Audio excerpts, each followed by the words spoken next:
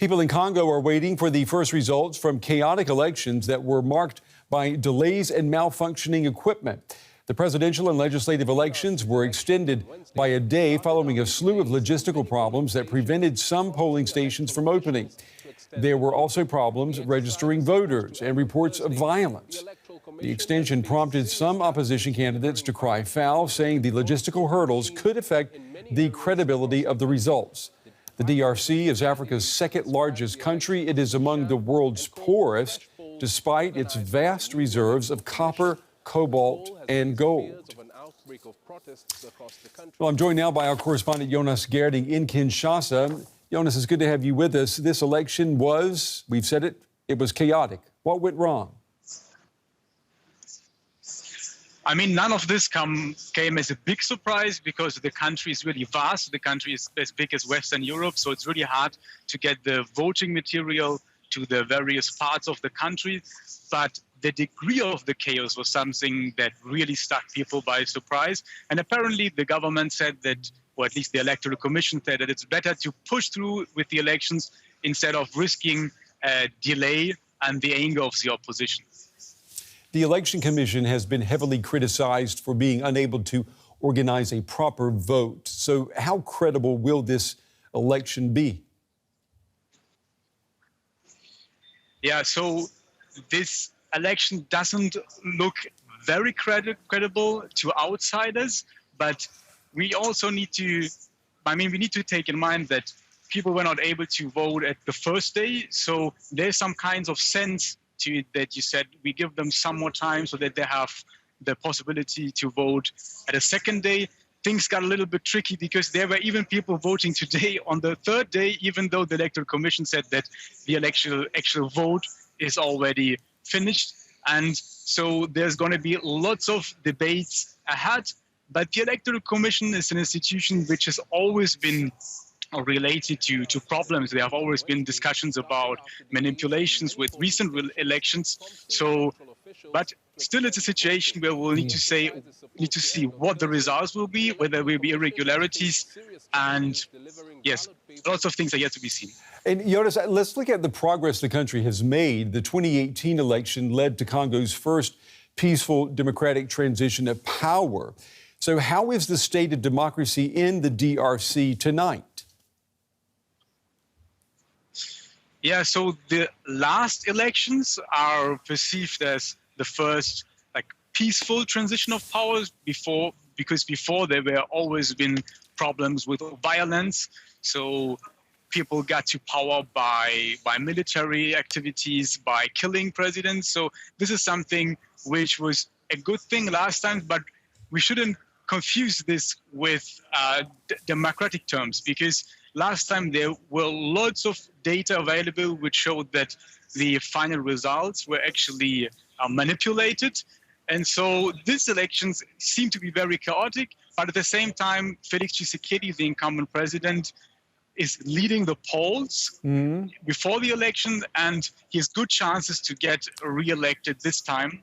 And maybe this is going to be more democratic than the previous ones. And Jonas, let's broaden this picture for a moment. Why is this election so important for the region and for the rest of the continent?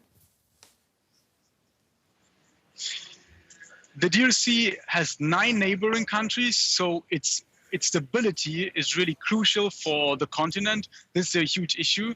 We have strategic minerals in the country, which are very important for the energy transition for the entire world.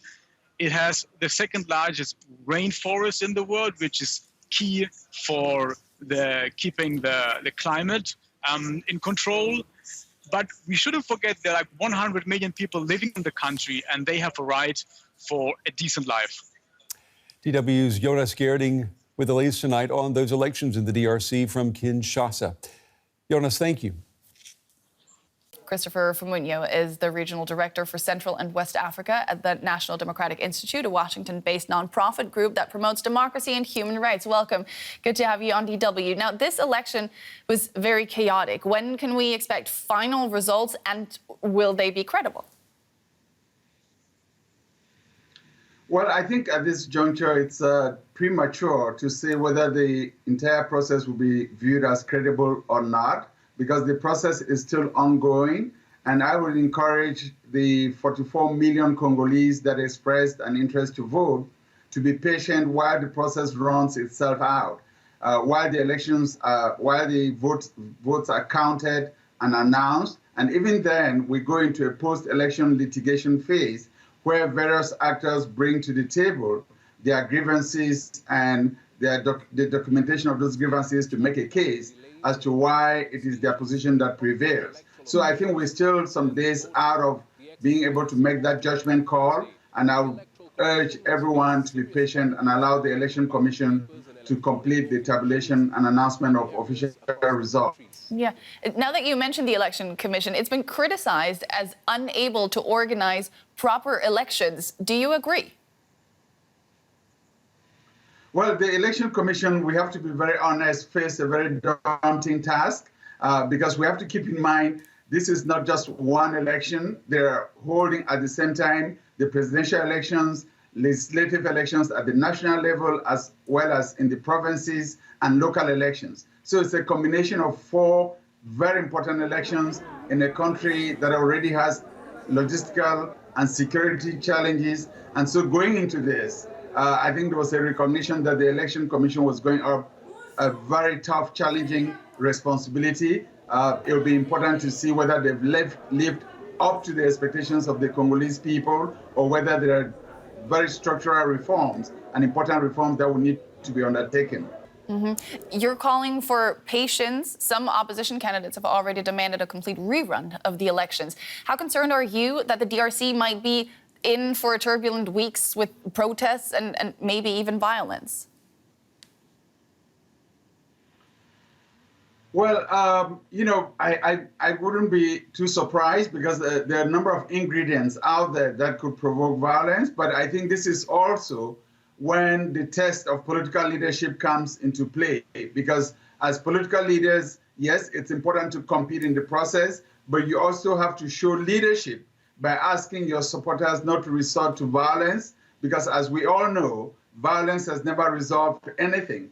If anything, I would expect the political leaders to be asking their supporters to document their grievances, to document shortcomings about the electoral process, and to prepare themselves to be able to make that documentation and that data and that information public so that they can win favor with the vast majority of the Congolese, because violence and insecurity is not going to resolve the problem. And without allowing the Election Commission to finish its work, asking for a rerun when the Election Commission has not even announced the official results, in my opinion, is a little premature.